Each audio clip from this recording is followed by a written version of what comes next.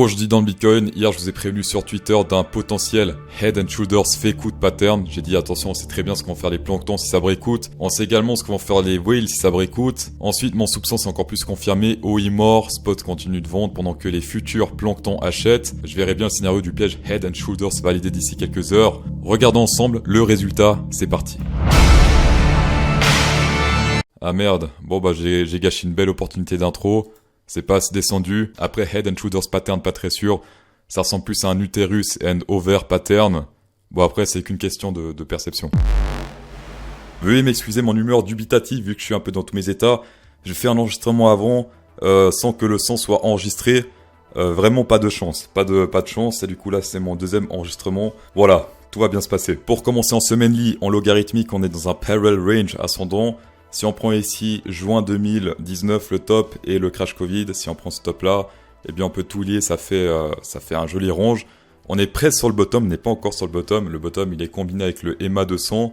Regardez comme c'est magnifique, on a l'EMA 200 ici vers les 25 300 combiné avec le bottom de range. Pourquoi pas tester ça dans la semaine ou éventuellement la semaine prochaine. On a également sur le RSI quelque chose de plus optimiste puisqu'on est sur le bottom de ce support. Support, on teste de nouveau. Il y a 2 semaines, j'ai dit attention, on risque de retester ce bottom là, puisqu'on n'était pas encore dessus. Voilà qui est fait. Alors attention, il y a cette théorie là du EMA 50, EMA 200 qui commence à me faire flipper un peu, parce que maintenant, le grand public est au courant, vu que MM Crypto a fait une vidéo sur ce EMA 50, EMA 200 hier, il me semble.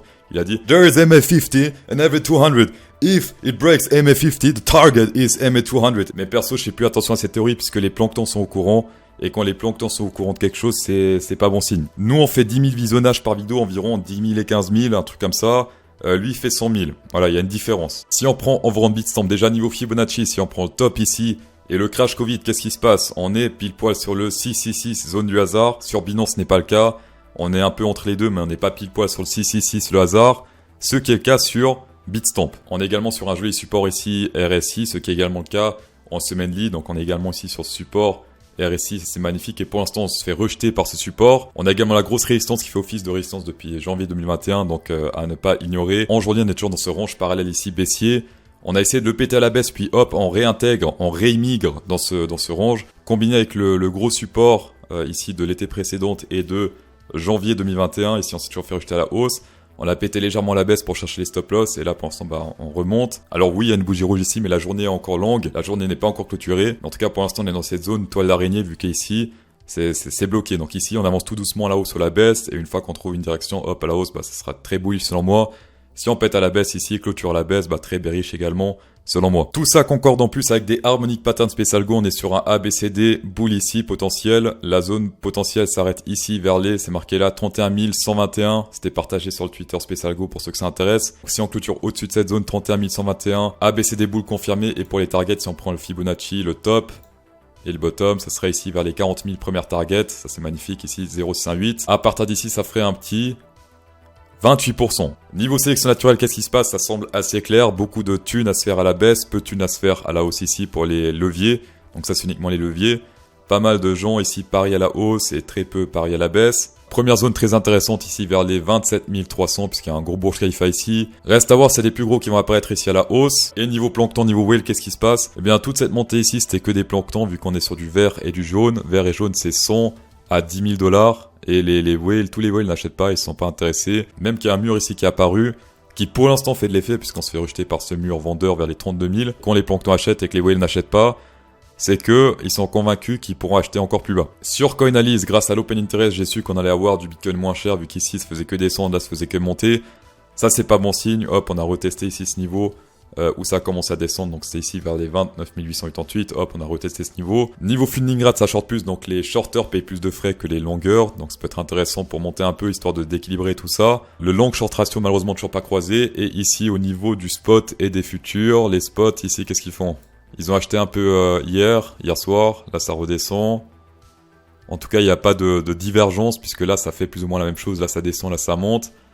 Ici ça descend, ça monte légèrement, donc pas de divergence au niveau des spots et des perpétuels. Le cours CryptoSauce pour pas vous faire piéger par des trucs de débutants et pour choper des indicateurs que les planctons ne voient pas forcément, ça se passe sur cryptosauce.fr. On est également dans un range ascendant, on est sur le bottom de ce range.